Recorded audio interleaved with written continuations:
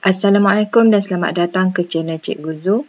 Dalam video ini iaitu video yang ketiga, kita akan membincangkan tentang standard kandungan 1.3 pemboleh ubah, pemala dan jenis data.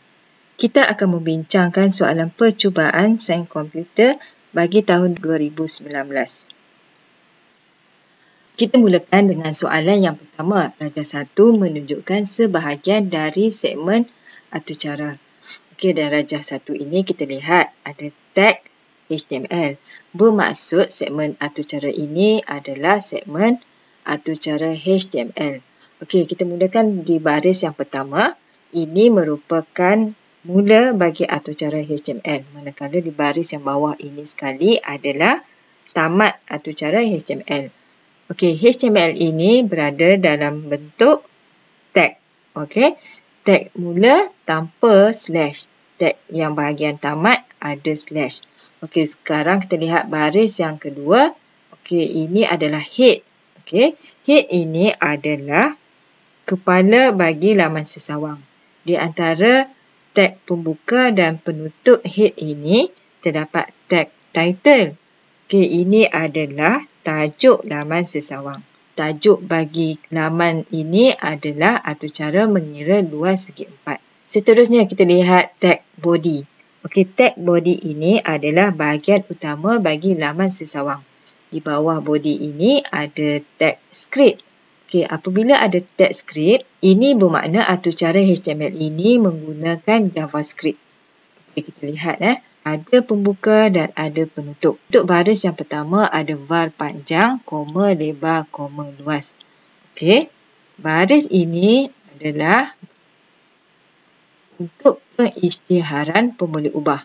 Var ini maksudnya variable. Variable adalah pemboleh ubah.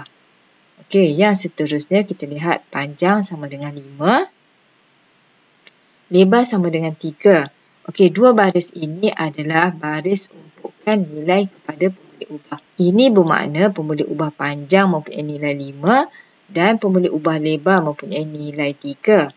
Seterusnya kita lihat luas sama dengan panjang darab lebar. Okey, baris ini adalah untuk pengiraan luas segi 4. Okey, diberi formula luas segi 4 adalah panjang darab lebar. Dan yang seterusnya kita lihat dokumen.write. Okey, luas segi 4 ialah, kemudian ada tanda tambah luas. Okey, lihat di sini ada perkataan dokumen.write. Ini bermakna baris ini adalah untuk paparan output.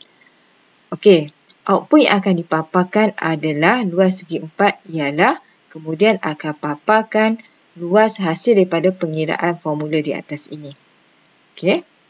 Sekarang kita lihat soalan yang kena pasti kod atau cara pengisytiharan pemboleh ubah. Soalan mintakan kod atau cara bagi pengisytiharan pemboleh ubah. Jadi kita lihat pada baris yang pertama, kita akan tulis jawapan kita adalah, ambil di sini var panjang, koma lebar, koma luas. Untuk soalan B, kod atau cara memaparkan output. Okey, soalan minta kod atau cara untuk memaparkan output. Lihat pada rajah 1. Okey, baris yang di bawah ini adalah baris yang akan memaparkan output. Jadi kita salin balik kod atau cara ini. Jawapannya adalah dokumen.write. Okey, kurungan pembuka kata luas segi 4 ialah penutup kata, kemudian tambah luas, tutup kurungan dan semikolon. Okey, jadi ini caranya untuk menjawab soalan nombor 1. Soalan yang kedua, tuliskan pengisytiharan pemboleh ubah mengikut jenis data yang sesuai dan masukkan nilai yang diberi ke dalam pemboleh ubah di bawah. Dalam soalan ini, iaitu soalan pertama dan yang kedua ini telah diberi nilai. Okey, nilai bagi soalan 1 adalah 4, manakala untuk soalan yang kedua adalah selamat datang. Okey, kita perlu tuliskan pengisytiharannya, jenis data yang sesuai bagi pemboleh ubah yang akan kita gunakan. Okey, kemudian kita akan masukkan nilai ini ke dalam pemboleh ubah. Okay. Jadi dalam soalan ini kita perlu inputkan nilai yang diberi kepada pemboleh ubah. Okey, soalan 1, 4. Jadi Jawapannya adalah integer, iaitu jenis datanya. Kemudian pemboleh ubahnya adalah nombor. Okey, yang ini bebas lah. Kita nak tulis apa pun tak apa. Kemudian sama dengan 4. Okey, 4 ini adalah nilai yang telah diberi. Untuk soalan yang kedua, nilainya adalah selamat datang. Selamat datang ini jenis datanya adalah string. Jadi, jawapannya adalah string X. Okey, sama dengan pembuka kata, selamat datang, penutup kata. Okey, perlu letak tanda semikolon sebagai terminator. Okey, untuk pemboleh ubah ini namanya adalah teks dan di atas ini adalah nombor. Jadi kamu bebas tuliskan apa saja nama untuk pemboleh ubah untuk soalan ini. Tapi pastikan nama pemboleh ubah adalah bermakna. Jangan pula tulis integer X, string Y. Okey, itu adalah nama pemboleh ubah yang tidak bermakna. Soalan yang ketiga, Raja 3 menunjukkan output dari salah satu atur cara yang dibangunkan. Okey, ini adalah output. Nama Hisham, umur 25, ketinggian 1.68 meter. Soalan, nyatakan jenis data yang digunakan bagi melakukan pengisytiharan pemboleh ubah ketinggian. Okey, soalan mintakan jenis data bagi pemboleh ubah ketinggian. Jadi di sini adalah ketinggian, nilainya adalah 1.68 meter. Kita lihat di sini, nombornya adalah nombor perpuluhan. Jadi jenis data bagi nombor perpuluhan adalah double ataupun float. Soalan keempat, Raja 4 menunjukkan sebahagian atur cara komputer. Public class luas, public static void main string arguments, double panjang lebar. Okey, ini adalah kod atur cara Java. Okey, kita lihat pada baris yang ketiga, double panjang koma lebar ini adalah pengisytiharan pemboleh ubah panjang dan lebar yang mana jenis datanya adalah double. Soalan, berdasarkan Raja 4, nyatakan jenis data untuk pemboleh ubah yang digunakan. Okey, soalan minta jenis data. Jadi, jenis datanya adalah double. Soalan B, kapasiti ingatan komputer bagi jenis data yang digunakan. Okey, soalan mintakan kapasiti ingatan komputer. Okey, kapasiti ingatan komputer bagi double adalah 8 byte. Soalan yang kelima, nyatakan jenis pemboleh ubah berdasarkan ciri-ciri yang diberikan. 2 markah. Okey, kita lihat di sini ya, terdapat 2 jenis pemboleh ubah. Iaitu yang pertama adalah pemboleh ubah setempat ataupun lokal. Yang kedua adalah pemboleh ubah sejagat ataupun global. Kita lihat soalannya. Ciri-ciri pemboleh ubah yang pertama, dicapai hanya dengan penyataan di dalam suatu fungsi di mana ia diisytiharkan. Okey, lihat kata kuncinya iaitu di dalam suatu fungsi. Okey, di mana ia diisytiharkan. Jadi jenis pemboleh ubahnya adalah pemboleh ubah setempat. Okey, dalam fungsi kita panggil dia setempat. Yang kedua, dicapai oleh mana-mana penyataan dalam keseluruhan program. Okey, kata kuncinya adalah keseluruhan program. Jadi jenis pemboleh ubahnya adalah pemboleh ubah sejagat. Soalan yang keenam, jadual 6 di bawah menunjukkan jenis data X.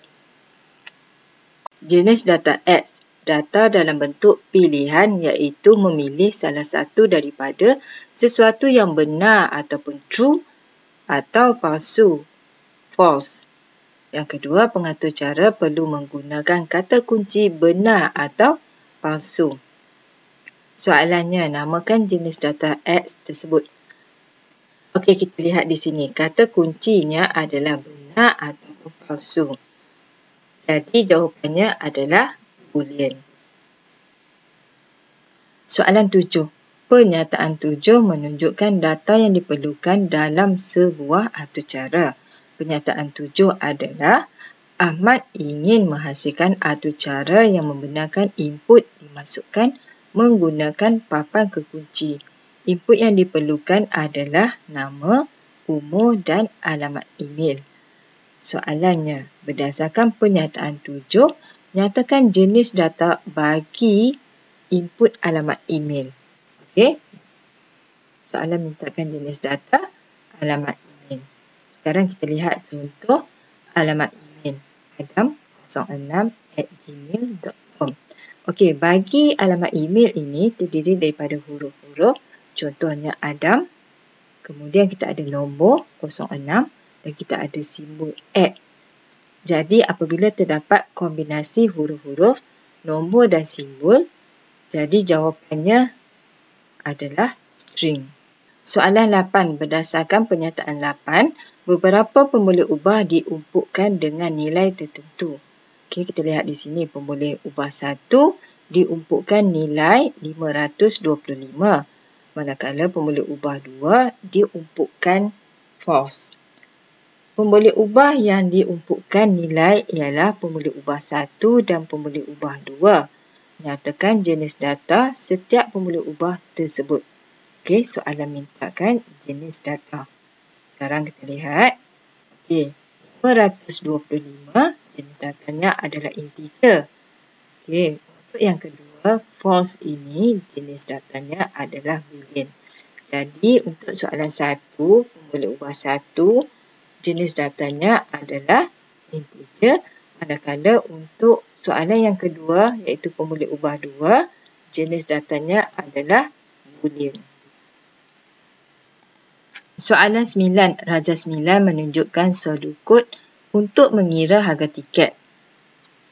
Sodukutnya adalah mula, masukkan bilangan tiket, setkan harga tiket sama dengan 45, kira jumlah harga tiket sama dengan bilangan tiket, bahagi sifar, papa jumlah harga tiket tamat.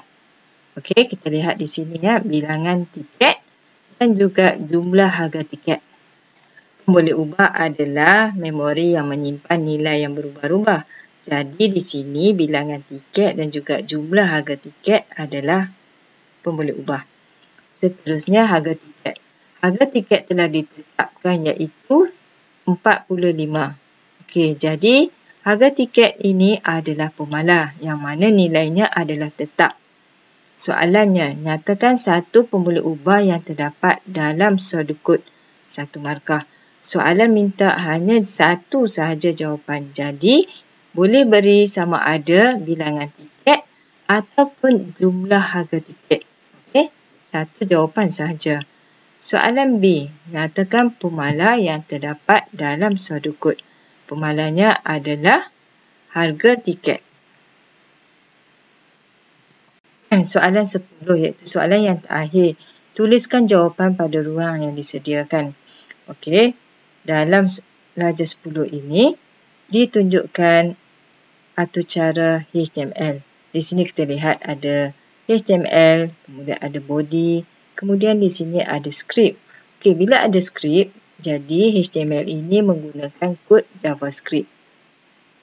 Jadi kita lihat di sini var negara. Ini adalah pemboleh ubah. Namanya adalah negara dan nilainya adalah Algeria, Ghana, Nigeria, Afrika Selatan dan Tunisia. Yang kedua ini adalah pemboleh ubah suhu. Okey, nilainya adalah 51.3, 43.3, 46.4, 50.0 dan 55.0. Baris yang ketiga ini adalah pemboleh ubah I, J sementara dan juga sementara 2. Di sini kita ada for loop. Okey, for loop ini hanya untuk output sahaja. Okey, sebab apa? Sebab ada document.write. Jadi outputnya adalah negara, kita baca dengan indeks 0. Okey, iaitu Algeria. Suhunya adalah 51.3. Kemudian pergi new line sebab kita ada break. Kemudian pergi untuk indeks yang kedua iaitu Ghana. Suhunya 43.3 dan seterusnya hinggalah ke Tunisia. Okey, di sini kita ada for loop. Kemudian kita ada for loop juga. Okey, dan di sini kita ada if statement. Soalannya, Tentukan sama ada bahagian ditanda satu adalah pemalas atau pemboleh ubah. Okey, satu di sini ya. Bila ada perkataan var di sini iaitu variable, maknanya ia adalah pengisytiharan pemboleh ubah iaitu variable. Jadi untuk soalan nombor 1 ini adalah pemboleh ubah. Soalan yang kedua, tuliskan 3 jenis data yang terdapat dalam artucara di atas. Okey, kita lihat yang pertama, var negara. Okey, var negara ini menyimpan nilai, okey, nama-nama negara. Okey, nama-nama negara ini adalah string. Okey. Yang kedua, suhu. Suhu di sini kita lihat ada titik perpuluhan. Jadi di sini jenis datanya adalah double. Okey. Dan yang terakhir, bila kita ada di sini I dengan J, ini adalah pembilang. Bila ada pembilang, jadi di sini jenis datanya adalah integer. Okey, jadi jawapannya adalah string, double dan juga integer. Okey, nota di sini ya. Integer mesti dieja penuh. Jangan tulis int. Ejaannya mestilah integer, integer.